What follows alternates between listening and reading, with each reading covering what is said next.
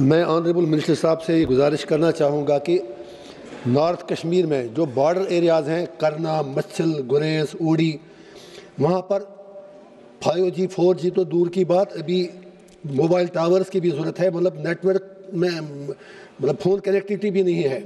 गुज्जर पति अभी गाँव में टीवी चैनल पर जेल में देखा हूँ कि वहाँ पर लोग 5 दिन से LG साहब से गुजारिश कर रहे हैं, CM साहब से गुजारिश कर रहे हैं कि हमें फ़ोन तो कम से कम फ़ोन की फैसिलिटी मिले।